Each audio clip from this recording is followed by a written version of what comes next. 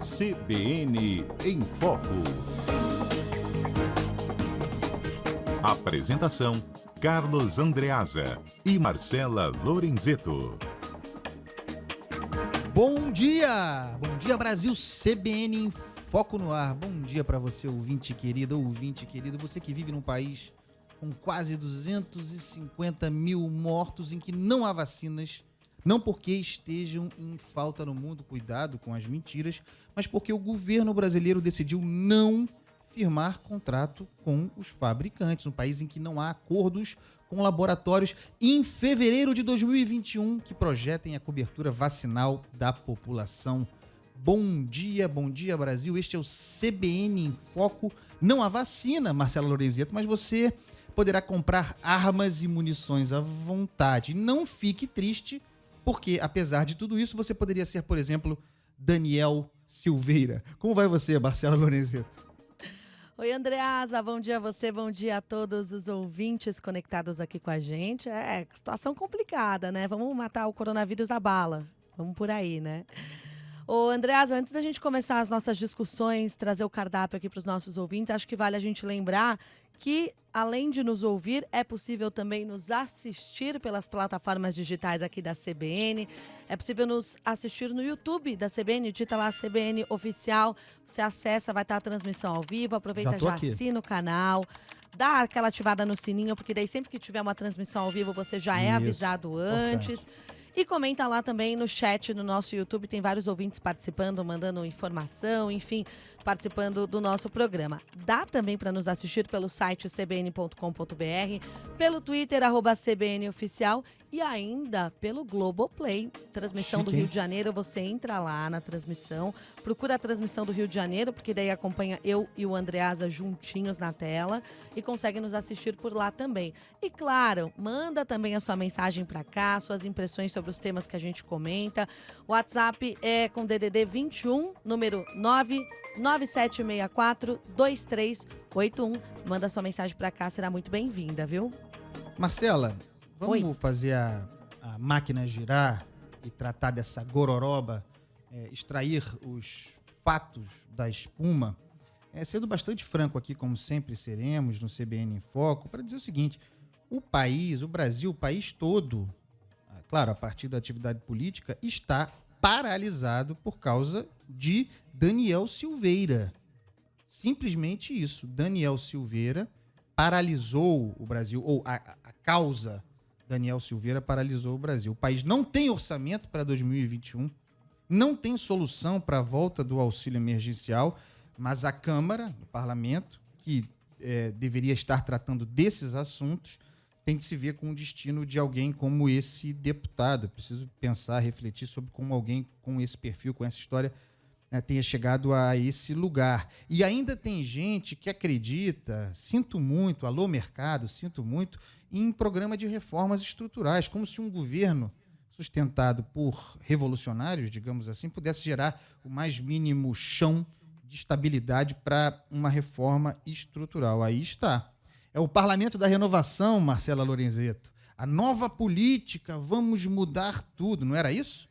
Vamos renovar, vamos mudar, como se mudança fosse uma qualidade per si, como se a tendência da mudança, eu sou pessimista, como se a tendência da mudança não fosse muitas vezes piorar a partir da mudança. Eu avisei, Marcela Lorenzetto, seria o pior parlamento da história, a profecia parece se confirmar. Em que página nós estamos, Marcela Lorenzetto, sobre o episódio Daniel Silveira? Bom, vamos lá. Logo mais às 14h30, o deputado federal Daniel Silveira, do PSL, vai participar de uma audiência de custódia na Superintendência da PF no Rio de Janeiro, onde ele passou a segunda noite preso. Nesse procedimento, o ministro Alexandre de Moraes, do Supremo Tribunal Federal, analisa se houve alguma irregularidade durante o cumprimento da medida pelos agentes federais na noite de terça-feira, e ele define se vai relaxar a prisão ou se a converte em preventiva ou temporária. Ontem, a gente lembra que o plenário do Supremo decidiu referendar a decisão de Moraes por unanimidade, ou seja, todos os ministros, um pouco fora do padrão do Supremo, todos os ministros votarem igualmente, mas foi isso que ocorreu. Depois dessa audiência de custódia, a expectativa será pela decisão da Câmara sobre se Silveira deixará a cadeia. Diversas movimentações políticas ocorrem em Brasília neste momento. O presidente da Câmara dos Deputados, Arthur Lira, do Progressistas, se reuniu hoje cedo com o presidente da República, Jair Bolsonaro, e Bolsonaro que não se manifestou publicamente até agora sobre o episódio, né? O Lira tenta encontrar aí uma solução intermediária para não afrontar o Supremo Tribunal Federal e aliviar, melhor dizendo, a situação do colega parlamentar. Aliado do presidente Jair Bolsonaro, o deputado Daniel Silveira foi preso depois de divulgar um vídeo em que fez apologia ao AI-5 e também defendeu a destituição dos ministros do Supremo Tribunal Federal. Ontem ele foi denunciado também pela Procuradoria-Geral da República e, além disso, 6 partidos de oposição já pediram a cassação do parlamentar no Conselho de Ética por quebra de decoro. E aí, Andreasa, qual que é a sua análise sobre tudo isso? Marcela, tem muita saída fácil para tratar desse assunto, mas acho que a nossa obrigação aqui é botar a bola no chão. Eu não tenho a menor dúvida de que Daniel Silveira se trata de um típico golpista derivado de uma cultura autoritária que não tem nada de nova. É aquele famoso corruptor da democracia liberal, o sujeito que se elege, chega a um cargo público, no caso o parlamento, e se vale do espaço político institucional para minar as instituições da República. Isso é muito conhecido. Alguém dirá que Jair Bolsonaro fez isso no curso dos seus 30 anos. E tem também aí um componente de lógica extremista que se encontra na história desse tipo de movimento reacionário no mundo. O sujeito que joga para a galera, que se martiriza, que estica a corda em busca de conquistar algum espaço e o reconhecimento dos seus pares. Cresce, dá uma mensagem, por mais que Jair Bolsonaro esteja em silêncio até agora, internamente, nas bases radicais, extremistas, bolsonaristas, Daniel Silveira, não se iluda, é um herói, ganhou pontos, cresce nesse ambiente. Contra personagens como Daniel Silveira, Marcelo Lorenzeto, ouvinte querido, é preciso, inclusive porque ele não está sozinho, porque ele não é o único, porque há muitos como ele, inclusive dentro do Congresso Nacional, especialmente na Câmara, contra esse tipo de personagem, nós precisamos de radicalizar o recurso ao Estado de Direito. O Estado de Direito radical. Temos de tomar muito cuidado com soluções puxadinho, que tem aquele fundamento mais ou menos assim, não, esse cara é muito ruim, eu preciso tirá-lo de circulação, eu preciso tirá-lo do jogo político e por causa disso vale qualquer coisa. Não é assim. Se a gente entra nesse caminho de atalhar o Estado de Direito, de atalhar a Constituição, muitas vezes, eu diria sempre, nós levamos a peleja política para o terreno que interessa àquele que investe no caos. Nós levamos a peleja para o terreno do Daniel Silveira.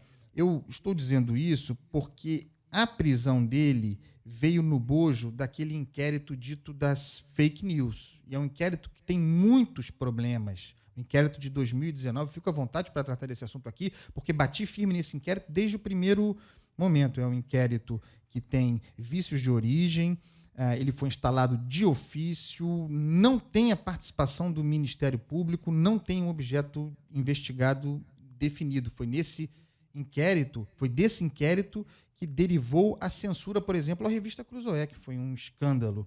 E, no entanto, é neste inquérito, com todos esses problemas, com vício de origem, que se deu a prisão de Daniel Silveira. Muito atenção a esse tipo de coisa. É evidente que o sujeito cometeu crimes. É evidente que a imunidade parlamentar não existe para cobrir esse tipo de atividade. Como não existe para cobrir o tipo de atividade ainda mais grave da deputada federal Flor de Lis, do Rio de Janeiro, que também está protegida pela imunidade parlamentar, ou se vale do discurso da imunidade parlamentar, e no caso do Daniel Silveira, a imunidade parlamentar para o exercício da liberdade de expressão. E aí tem um perigo, porque a imunidade parlamentar existe exatamente para proteger a liberdade de expressão. Mas a liberdade de expressão exercida por Daniel Silveira, nesse caso, é ilegal, porque ele violou a Constituição Federal e violou, por exemplo, a Lei de Segurança Nacional. Aí o Laerte Franzi atesta, a Lei de Segurança Nacional da ditadura. Pois é, mas ela foi recepcionada pela Constituição de 1988 e está perfeitamente em vigor. E os bolsonaristas não têm direito de reclamar da Lei de Segurança Nacional, porque, por exemplo, se valeram dela recentemente o ministro da Justiça, André Mendonça, para pressionar, para encurralar um jornalista. Recentemente isso aconteceu. A Lei de Segurança Nacional está valendo e ela é expressa a respeito do crime contra a ordem pública. O discurso de Daniel Silveira foi um atentado à ordem pública, portanto, se enquadra na Lei de Segurança Nacional, crime claríssimo, daí porque seja inafiançável. E por que estou falando do crime inafiançável? Porque essa é uma das pernas, condição para que um parlamentar seja preso. Ele precisa ser preso preso em flagrante por crime inafiançável. O crime é inafiançável, o crime que ele cometeu. Vejam, eu estou dizendo aqui, Marcela, o deputado Daniel Silveira cometeu um crime contra a Lei de Segurança Nacional, contra a Constituição Federal, atentando contra a ordem pública. Na prisão, o ministro Alexandre de Moraes fez referência, fez uma relação, uma associação com a prisão preventiva. Ele não decretou prisão preventiva de Daniel Silveira porque, como eu disse, o Ministério Público não faz parte desse inquérito esquisito. Não houve uma demanda do Ministério Público por uma medida cautelar. Não, ele prendeu Daniel Silveira de ofício, mas disse que o que Daniel Silveira fez, de fato, atentado contra a ordem pública, contra o Estado, contra a Constituição, era algo análogo à prisão preventiva, mereceria a prisão preventiva e, conforme o Código de Processo Penal, me desculpem estar explicando, mas a gente está aqui para botar a bola no chão, conforme o Código de Processo Penal, a prisão preventiva não tem fiança, é infiançável daí porque fica cumprido o caráter inafiançável da prisão, mas não basta ser inafiançável, tem de haver o flagrante. E esse é o ponto mais delicado da prisão de Daniel Silveira, para o qual quero chamar a atenção, porque Alexandre de Moraes se valeu de uma compreensão nova, que eu considero, devo dizer aqui, tendo dito também que considero que Daniel Silveira cometeu um crime, mas tem um precedente perigoso, que é considerar a natureza de um vídeo, porque publicado nas redes, na internet, porque uma vez assim ele tem um caráter permanente, ele fica, considerar essa natureza específica do vídeo publicado disponível nas redes sociais como um crime continuado, porque ele está permanentemente na rede. E estando permanentemente na rede, ficaria configurado permanentemente o flagrante. Esse foi o argumento usado por Alexandre de Moraes, e é realmente muito engenhoso como argumento. E nos desafia a pensar se os nossos códigos, o Código de Processo Penal é de 1941, né? Se os nossos códigos não estão extremamente desatualizados à luz dos desafios da tecnologia. Mas nós não podemos deixar de comentar aqui o exotismo de se considerar um vídeo, porque publicado e porque, portanto, permanentemente disponível, como uma reincidência que justificaria o flagrante. É algo novo. E nem precisaria desse argumento, devo dizer, e aliás, na sessão do Supremo ontem que chancelou a prisão de Daniel Silveira, o próprio ministro Barroso, Marcela, você se lembra disso, encontrou um atalho, ou uma justificativa mais plausível, que é o seguinte: o sujeito publicou o vídeo atacando o Supremo, atacando a ordem pública, atacando as instituições, defendendo o AI-5, hoje, no mesmo dia em que houve a prisão, pronto. Está aí o flagrante. Publicou o vídeo estava lá, poucas horas depois a prisão foi determinada. Isso definiria um flagrante melhor do que o argumento usado por Alexandre de Moraes. De qualquer maneira, vejam como a questão é delicada, vejam como há nuances. O sujeito cometeu crime, inegavelmente cometeu crime, mas o Supremo teria meios de determinar a prisão? Estava dado o flagrante? Tenho dúvidas sobre isso. A gente precisa colocar essas dúvidas aqui para o nosso ouvinte. De toda maneira, como a Marcela disse, haverá hoje, mais tarde, audiência de custódia, grande expectativa sobre esse acontecimento, o parlamento mesmo, a Câmara, a mesa diretora, esperando a audiência de custódia para ver como procederá, porque, à luz do que diz o artigo 53 da Constituição, cabe ao parlamento decidir sobre o futuro prisional do deputado, se ele continua preso, se ele continuará preso. A bola está, de qualquer maneira, com o parlamento. Muita expectativa, muita pressão, muita busca de negociação, né, Marcela? Você falava sobre isso, buscas de entendimentos para que, por exemplo, nessa custódia, nesse evento de custódia, nessa audiência de custódia, a prisão, por exemplo, seja relaxada, né? Porque pode haver o relaxamento da prisão, como pode haver a conversão. Não tem alternativa, conversão em prisão preventiva ou temporária, muita expectativa para o que virá. CBN em Foco.